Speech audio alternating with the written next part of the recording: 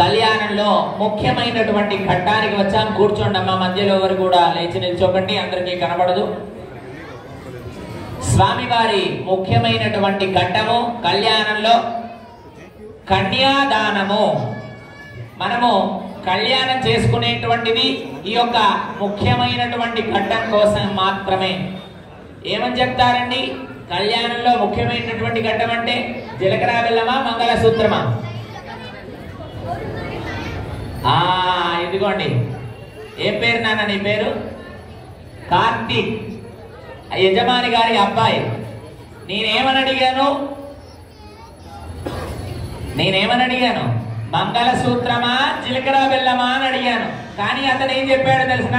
కన్యాదానము ముఖ్యమైనటువంటి ఘట్టము అని చెప్పారు. ఒక్కసారి చప్పట్లు కొట్టండి. ఎంతమందికి తెలుసు మీకు కన్యాదానం ముఖ్యమైనటువంటి ఘట్టం అని?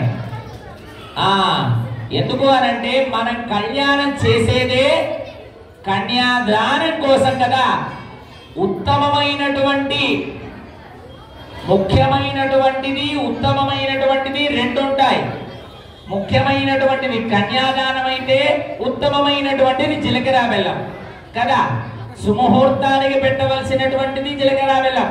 కానీ ముఖ్యమైనటువంటిది ఘట్టము కన్యాదానము. ఎందుకు చేస్తాం కన్యాదానం? మంత్రంలో ఇప్పుడు వస్తుంది, దశపూర్వేశ దశాపరేశ మత్వంశ్యాన మాతృవంశ్యాన నరకాత్ ఉత్తీర్య కైలాసే నిత్య నివాస సిద్ధ్యర్థం.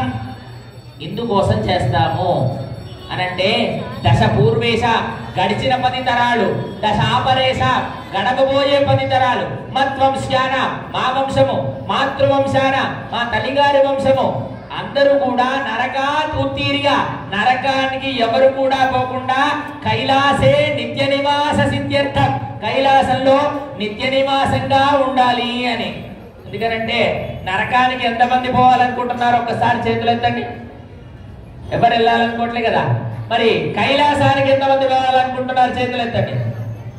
అందరూ అనుకుంటున్నారు. మరి ఎంతమంది కైలాసానికి వెళ్ళడానికి యోగ్యతగా ఉన్నారు అనంటే? చెయ్యకూడని పనులు చేయకూడదు, తినకూడనివి తినకూడదు, అవునా? మరి కైలాసం అంటే ఊరికే వస్తుందా? ఊరికే రాదు కదా. ఒక స్థానం లభించాలి అని అంటే ఎన్నో త్యాగాలు చేయాలి, ఎన్నో దీక్షలు సమర్పించాలి, ఎంతో జిజ్ఞాస ఉంటే కదా ఆ యొక్క కైలాస ప్రాప్తి లభించేది. ఎంతో మంది ఋషులు మునులు ఎన్నో వేల సార్లు యజ్ఞాలు యాగాలు క్రతువులు జపాలు చేసినా కూడా లభించనిది మనం అన్ని కూడా పాపాలు చేసుకొని ఇక్కడ కూర్చొని శివ శివ శివ శివ అని చెప్పేసి అనుకొని ఆ తరువాత 2 సార్లు నీళ్లు పోసేసి నారాయణ అనుకొని, శివ అనుకొని, బ్రహ్మ అనుకొని, పార్వతి అనుకొని, మహాలక్ష్మి అనుకుంటే కైలాసం ప్రాప్తిస్తుందా? మరి ఎలా ప్రాప్తిస్తుంది అనంటే ఈ సంకల్పం చెప్పబడుతుంది. ఏంటయ్యా, ఎన్ని పాపాలు చేసినా కూడా కన్యాదానం ఒక్కటి చేస్తే చాలట ఆ యొక్క కైలాస ప్రాప్తి చెందుతుంది అని చెప్పేసి. అర్థమైందా అండి? కేనాపి భాగ్య విదేశైన ఇదానీ మనుష్య జన్మ ప్రాప్తవతః. ఏ జన్మలో ఏ భాగ్యం చేసుకున్నామో పూర్వంగా, ఏ జన్మలో నేను పావురంగా పుట్టానో, నక్కగా పుట్టానో, సింహంగా పుట్టానో, పులిగా పుట్టానో, ఏ జంతువుగా పుట్టానో తెలియదు. ఎవరికో ఏదో పుణ్యం చేసి ఉన్నా ఆ పుణ్య విశేషం చేత నాకు ఈ మనుష్య జన్మ ప్రాప్తించిందయ్యా, ఈ జ్ఞాన జన్మ ప్రాప్తించింది. ఆ జ్ఞాన జన్మలో నేను ఇక్కడ వరకు భగవంతుడి దాకా వచ్చాను.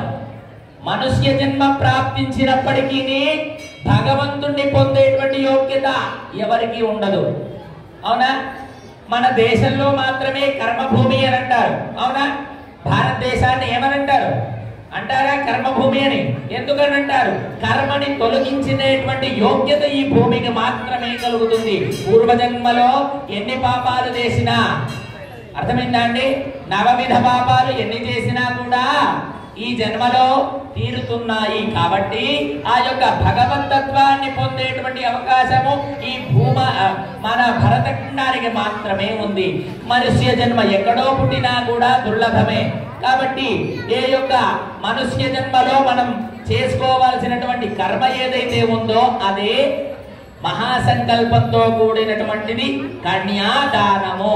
ఆ కన్యాదానం ఒక్కటి చేస్తే చాలట మనుష్య జన్మ ప్రాప్తవతః కేనాపి భాగ్య విశేషేణ ఇదానీం మనుష్య జన్మ ప్రాప్తవతః ఏతత్ క్షణ పర్యంతం ఎప్పుడైతే కన్యాదానం చేసినటువంటి క్షణముందో ఏతత్ క్షణ పర్యంతం కృతానాం నవవిధానాం మహాపాతక ఉపపాతక ఆదీనాం సత్యః అపనోదన ద్వారా పరమేశ్వర కైంకర్య రూపం కన్యాదానమహం కరిష్యే.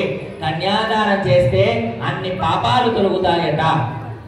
ఏ పూజ చేసినా ఎన్ని దానాలు చేసినా, అర్థమైందా అండి? ఒక కన్యాదానానికి మాత్రమే ఆ యొక్క గొప్ప సంకల్పం. మరి కొంతమంది చెప్తారు ఉత్తమమైనటువంటి దానం ఏ దానం అని అంటే ఏం చెప్తారు?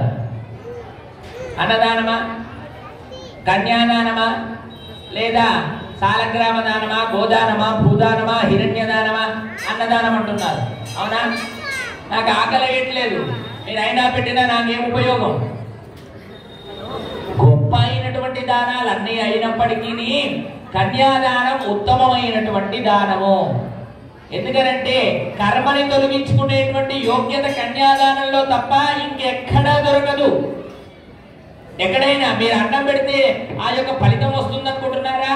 ఒక్కసారి తీయండి, బ్రహ్మాండ పురాణంలో ఉండి అన్నదానం గురించి మరి ఏమన్నా చెప్పబడుతుందా అందులో?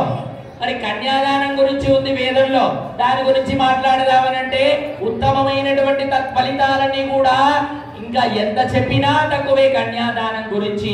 అందుకనే ఉత్తమమైనటువంటి దానంలో కన్యాదానము అని చెప్పబడుతున్నారు. ఎందుకంటే ఒక ఆడపిల్ల పుట్టడమే అదృష్టము అనుకోవాలి. ఎందుకంటే ఎన్ని భగవంతుడికి ఎన్ని పూజలు చేసినా ఎన్ని తర్పణాలు చేసినా సాక్షాత్తుగా ఆడపిల్లని దానం చేస్తే కన్యాదాన ఫలితం అనేటువంటిది ఎలా ఉంటుంది? అవునా? కాబట్టి అందుకనే ఆడపిల్లని దానం చేసి ఆ కన్యాదాన ఫలితాన్ని పొంది అల్లుడు గారికి కాళ్ళు కడుగుతారా? వచ్చినటువంటి అల్లుడు గారికి కాళ్ళు కడుగుతారా? ఎందుకు? ఏమని కడుగుతారు? ఆయనకు కడుగుతున్నామని కడుగుతారా? సాక్షాత్తు అందులో నారాయణుడిని చూడడమో లేదా పరమశివుణ్ణి చూడడమో జరుపుకొని, స్వామి మీ పాదాలు నేను కడుగుతున్నాను, ఈ పాద స్పర్శ చేత నా యొక్క పాపాన్ని హరింపచేసి పుణ్యాత్ముడిగా నన్ను తీర్చిదిద్ది ఇలలోకంలో నన్ను నీకు తీసుకొని వెళ్ళవయ్యా అని చెప్పడమే ఆ యొక్క కన్యాదాన మహా ఫలిత అర్థం.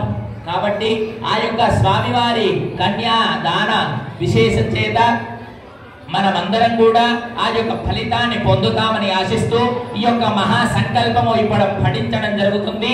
అందరూ కూడా శ్రద్ధాచిత్తులై వినండి ఈ యొక్క కన్యాదాన మంత్రాలని. జై బోల్ పార్వతీ పరమేశ్వర భగవానికి.